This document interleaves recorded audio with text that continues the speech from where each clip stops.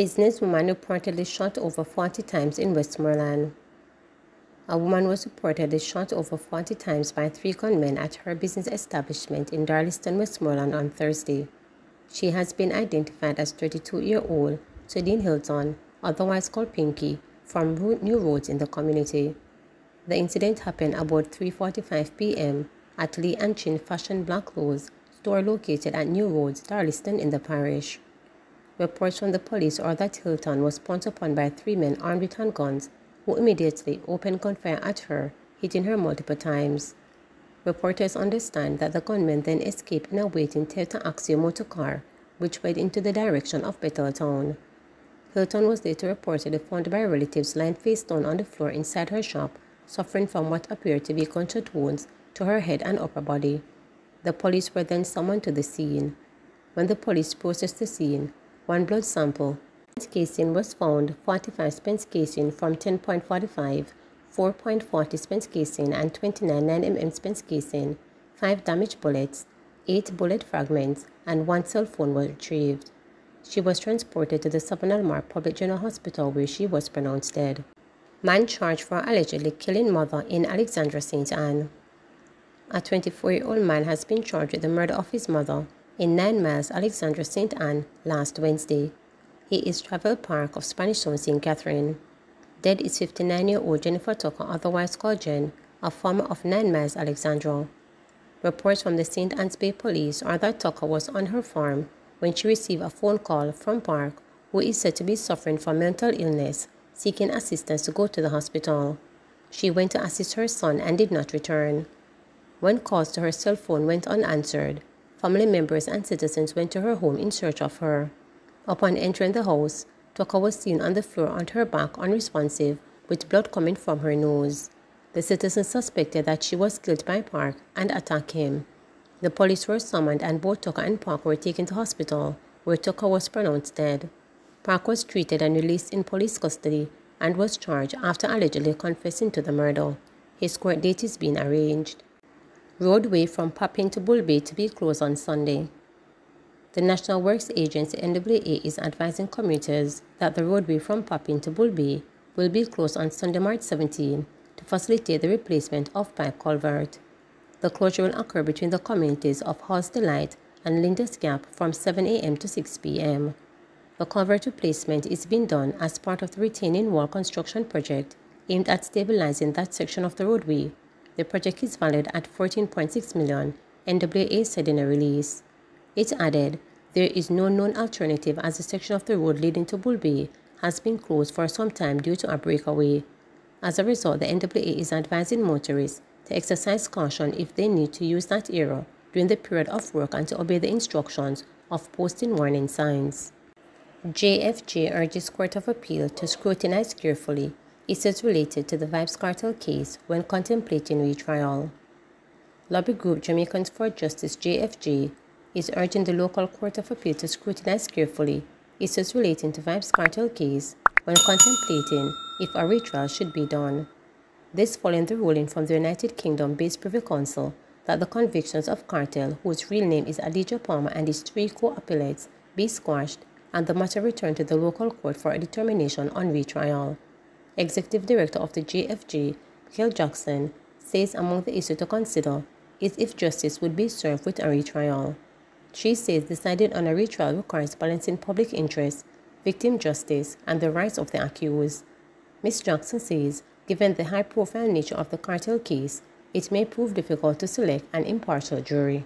The Court of Appeal must balance the different rights that are coming out in this particular matter. Now, retrial must be looked at from the place of the public interest. This is a high-profile case, and one must examine the circumstances that we are in a society with high crime levels, so public interest has to be maintained.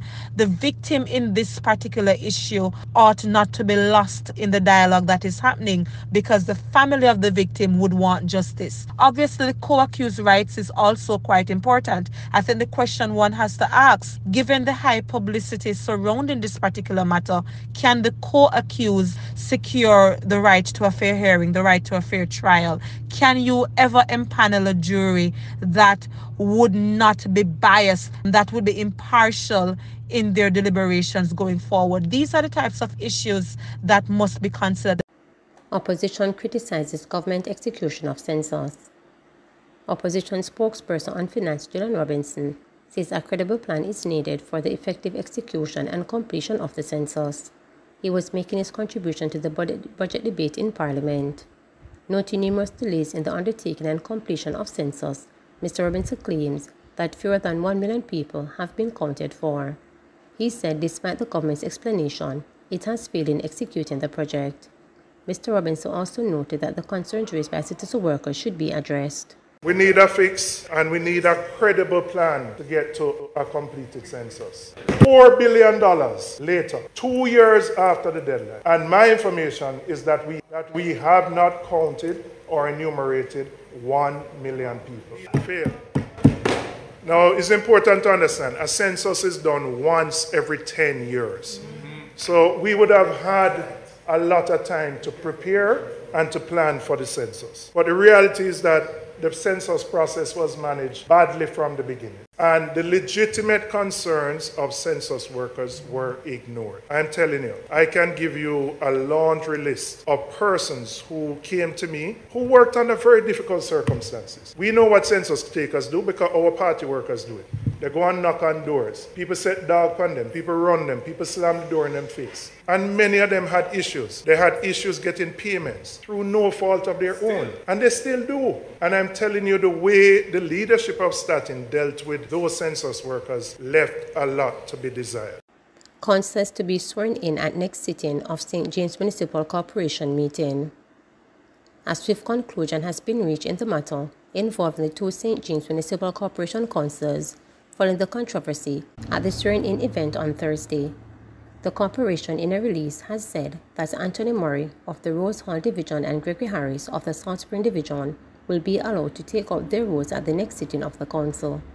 The duly elected councillors Anthony Murray of the Rose Hall Division and Gregory Harris of the South Spring Division were not disqualified and will be duly installed using the prescribed format for affirmation at the next sitting of the council, the statement read.